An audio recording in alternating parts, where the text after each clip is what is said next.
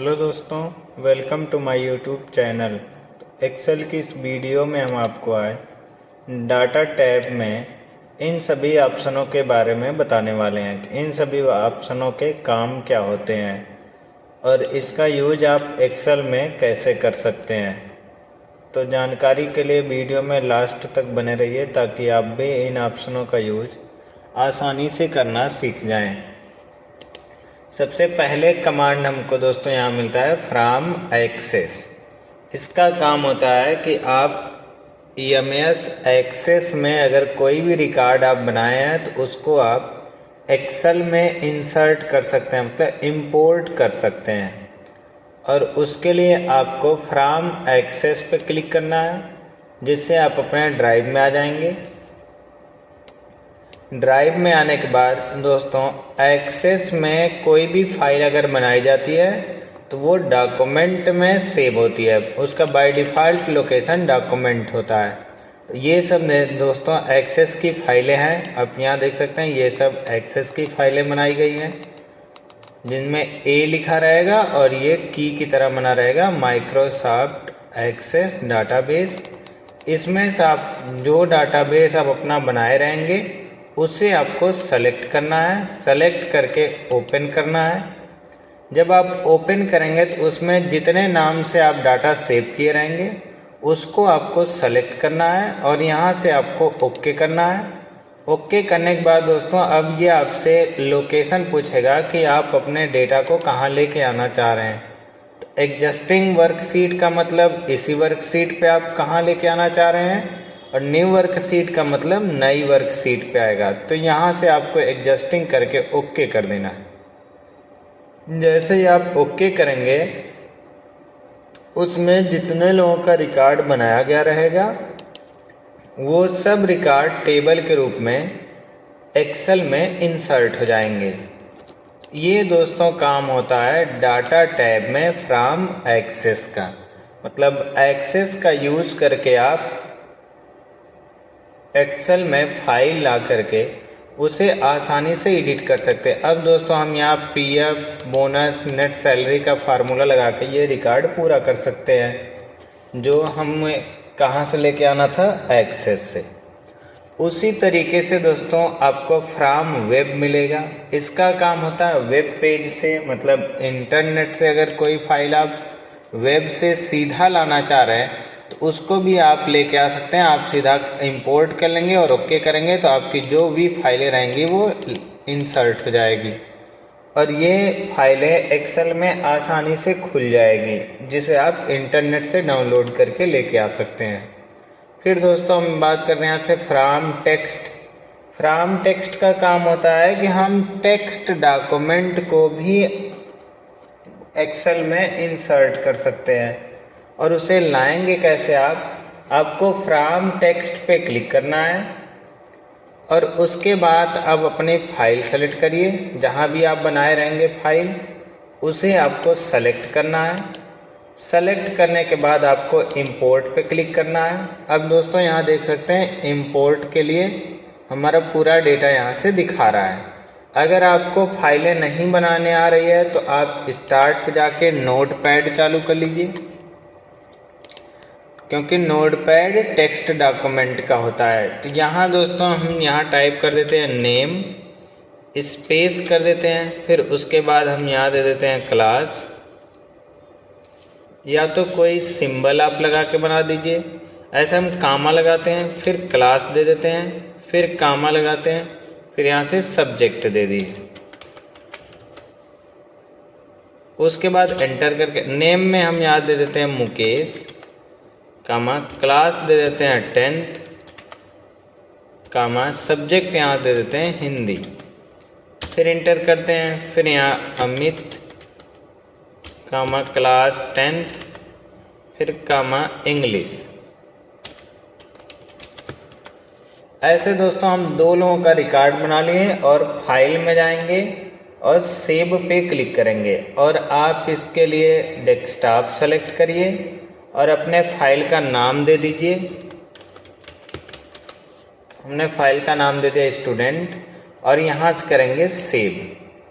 Save करने के बाद दोस्तों आपको नोटपैड क्लोज कर देना और इसमें आपको ध्यान देना कोई एक सिंबल लगा करके आपको क्रिएट करना है। फिर आप क्लोज कर दीजिए। क्लोज करने के बाद दोस्तों अब उसी फाइल को हमें एक्सेल में लेके आना है। तो हम यहाँ से सेकंड सीट पे चले जाते हैं और यहाँ से करते हैं फ्रॉम टेक्स्ट। अब दोस्तों उसे हमने सेव किया डेस्कटॉप पे, तो हम यहाँ डेस्कटॉप सेलेक्ट कर लेंगे। देखिए स्टूडेंट नाम से सेव रहेगा। इसको सेलेक्ट करके यहाँ से करेंगे इंपोर्ट। इंपोर्ट करने के बाद अब दोस्तों जब आप इंपोर्ट करेंगे देखिए यहाँ आपके हेडिंग का नाम और डाटा का पूरा डिटेल रहेगा। तो यहाँ से आपको नेक्स्ट करना है। नेक्स्ट करने के बाद दोस्तों यहाँ आपको मिलेगा कि आप कौन सा सिंबल लगा करके ये सब रिकॉर्ड बनाया है। तो हमने कामा लगाया हुआ है, तो यहाँ से दोस्तों हम कामा पे क्लिक करेंगे तो देखिए ऑटोमेटिक ये कॉलम में कन्वर्ट हो जाएगा। और अगर आप कोई दूसरा सिंबल लगाया है तो यहाँ अदर पे क्लिक करिए और अपना सिंबल इसमें टाइप कर दीजिए, तो आप यहाँ से आपका चेंज हो जाएगा। फिर आपको नेक्स्ट करना है। नेक्स्ट करने के बाद दोस्तों फिर आपको नेक्स्ट करना रहेगा। तो उससे पहले एक चीज़ और हम आपको बैक करके यहाँ बता देते हैं टेक्स्ट का, कि आपको एक और ऑप्शन मिलेगा बैक करने के बाद। ये जो हेडिंग आपकी रहेगी इसे भी आप कर सकते हैं। नेक्स्ट करते हुए चले जाइए और यहाँ से आप करिए फिनिश। जब आप फिनिश करेंगे और ओके कर देंगे तो आप यहाँ देखिए ये हमारी हेडिंग थी। होम टैब में जा कर के हम इसे साइज बढ़ा देते हैं, बोल्ड कर देते हैं, कलर कर देते हैं ये हेडिंग का, टेक्स्ट का कलर रेड कर देते हैं। तो दोस्तों ये देखिए हमने रिकॉर्ड बनाया था नोटपैड में। तो ऐसे आप टेक्स्ट फाइल को एक्सेल में आसानी से लेके आ सकते हैं फ्रॉम टेक्स्ट का यूज करके।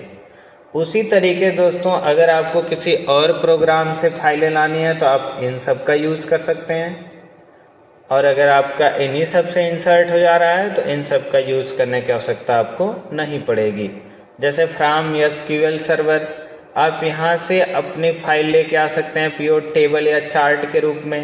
एनालिसिस सर्विस से लेके आ सकते हैं आप, एक्सएमएल डाटा इंपोर्ट करके आप लेके आ सकते हैं। फिर उसके बाद दोस्तों आपको मिलेगा एग्जिस्टिंग कनेक्शंस। क्लिक करेंगे तो आप देखिए कौन कौन सी फाइलें लेके आ सकते हैं, उनको आप सेलेक्ट करिए और यहाँ से करिए ओपन, ओके कर दीजिए। तो आपको उतना सेटअप नहीं करना पड़ेगा जितना फर्स्ट टाइम करना रहेगा। जैसे यहाँ से दोस्तों अगर आप फाइल लेके आएंगे तो आपको हर चीज़ नेक्स्ट प्रीवियस करना पड़ता है। लेकिन अगर दोस्तों यहाँ आप एग्जिस्टिंग कनेक्शंस का यूज़ करेंगे तो यहाँ दिखाएगा आप कौन कौन सी फाइलें लेके आए थे या अलग से कौन सा आप लेके जा सकते हैं। तो हमने पहले एम्प्लॉय डिटेल लाया था जो ये सीट 1 पे था। फिर स्टूडेंट नाम का रिकॉर्ड लाया था टेक्स्ट वाली फाइल जो यहाँ है। तो देखिए हमारा दोनों फाइल का नाम यहाँ दिखा रहा है। हम इस पर क्लिक करके ओपन कर देंगे और यहाँ से ओके कर देंगे तो वो रिकॉर्ड हमारा इंसर्ट हो जाएगा जो हम सीट 1 पे लेके आए थे। तो ये काम दोस्तों होता है कनेक्शन का, कि आप जितनी फाइलें एक्सेल की सीट पे लेके आएंगे उन सब फाइलों की लिस्ट आपको एग्जिस्टिंग कनेक्शंस में दिखाई देगा जितनी बार भी ओपन करेंगे आप। और अगर आप किसी फाइल को भूल जा रहे हैं तो आप यहाँ आके उसका नाम देख सकते हैं। नाम देखने के बाद दोस्तों आप उस पर क्लिक करके अगर यहाँ से ओपन कर देंगे तो दोबारा से फाइल आपकी ओपन हो जाएगी।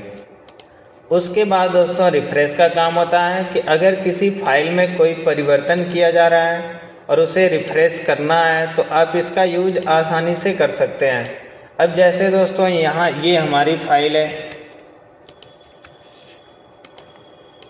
ये जो हम टेक्स्ट फाइल बनाए थे, अगर हम उसमें कोई परिवर्तन कर रहे हैं, जैसे ये स्टूडेंट की फाइल थी, इसको हम ओपन यहाँ से कर रहे हैं। अगर हम इसमें कोई परिवर्तन कर रहे हैं, जैसे हम यहाँ दे देते हैं सुमित, कामा लगाते हैं, इसको भी 10th कर देते हैं, फिर कामा लगा के इसका कर देते हैं मैथ और फाइल में जाके सेव कर देते हैं। अब दोस्तों आप यहाँ देख सकते हैं एक रिकॉर्ड हमने टेक्स्ट फाइल में जोड़ा हुआ है। अब वही रिकॉर्ड हमें एक्सेल में इसमें जोड़ना है, तो हम फाइल को सेलेक्ट करेंगे और यहाँ से करेंगे रिफ्रेश और ओके करेंगे। फिर यहाँ से ओके करेंगे, इस स्टूडेंट फाइल को सेलेक्ट करेंगे, इंपोर्ट पे क्लिक करेंगे तो यहाँ देखिए दोस्तों आपका रिकॉर्ड जुड़ जाएगा। ऐसे किसी फाइल में आप आसानी से रिफ्रेश कर सकते हैं। उसके लिए आप जब रिफ्रेश पे क्लिक करेंगे तो आपको ओके करना रहेगा। ओके करने के बाद अपनी वही फाइल आपको सेलेक्ट करना है जिसमें आप डाटा बढ़ाए हैं या घटाए हैं, और इंपोर्ट जब करेंगे तो उसमें अगर रिकॉर्ड बढ़ाए रहेंगे आप तो यहाँ ऐड हो जाएगा, और डिलीट किए रहेंगे तो यहाँ ऑटोमेटिक डिलीट हो जाएगा। उसके बाद दोस्तों आपको कनेक्शंस मिलता है जिसमें आप कनेक्शन में स्टूडेंट का डिटेल, एम्प्लॉय डिटेल्स, इन सबको रख सकते हैं या तो रिमूव कर सकते हैं। जैसे इससे पहले हमने इसमें आपको बताया कि आप जितनी बार फाइलें लेके आएंगे सबका नाम इसमें रहेगा। जो फाइलें आप लेके आएंगे तो इन फाइलों को अगर आपको हटाना है, यहाँ नाम ना दिखाई दे, तो आपको कनेक्शंस में जाके यहाँ से फाइल को करना रहेगा रिमूव और ओके। फिर इस फाइल को सेलेक्ट करके रिमूव और ओके, फिर आपको क्लोज कर देना है। जब आप क्लोज कर लेंगे तो यहाँ जाएंगे एग्जिस्टिंग कनेक्शन में, किसी भी फाइल का नाम सिलेक्शन या लोकेशन में नहीं दिखाएगा। तो ऐसे दोस्तों जितनी फाइलों का नाम यहाँ दिखाएगा जो रिसेंटली आप यहाँ लेके आए रहेंगे पेज पर, उनका नाम यहाँ से आप दोस्तों हटा सकते हैं और ऐड भी कर सकते हैं। यहाँ से ऐड करेंगे आप, यहाँ से रिमूव, और यहाँ से उसका पूरा डिटेल देख सकते हैं। यहाँ से उस फाइल को रिफ्रेश कर सकते हैं जो हमने आपको यहाँ बताया हुआ है। उसी तरीके से दोस्तों आप प्रॉपर्टी पे जब क्लिक करेंगे तो इसका डिटेल दिखाएगा कि आपकी फाइल में ऑटोमेटिक परिवर्तन होना चाहिए या आप खुद करना चाहेंगे अपने से। अगर आप चाहते हैं हमारी फाइल में ऑटोमेटिक कुछ टाइम बाद रिफ्रेश का ऑप्शन खुल के आ जाए, तो आपको प्रॉपर्टी में जा कर के यहाँ से रिफ्रेश एवरी का मिनट सेट कर देना है। जैसे ही आप मिनट सेट करेंगे, सबसे ज़्यादा कम दोस्तों 1 मिनट होता है। हम यहाँ से 1 मिनट रख के अगर हम ओके कर लेंगे तो 1 मिनट बाद इस फाइल का प्रॉपर्टी ऑप्शन के जरिए रिफ्रेश ऑल का ऑप्शन ऑटोमेटिक खुलेगा 1 मिनट बाद। तो ऐसे दोस्तों आप पूरे इतने कमांड का यूज आसानी से कर सकते हैं एक्सेल में। उसके आगे के कमांड को हम आपको अगली वीडियो में अच्छी तरह बताएंगे। तो जानकारी सही लगे तो चैनल को लाइक करें, सब्सक्राइब करें और कमेंट करें।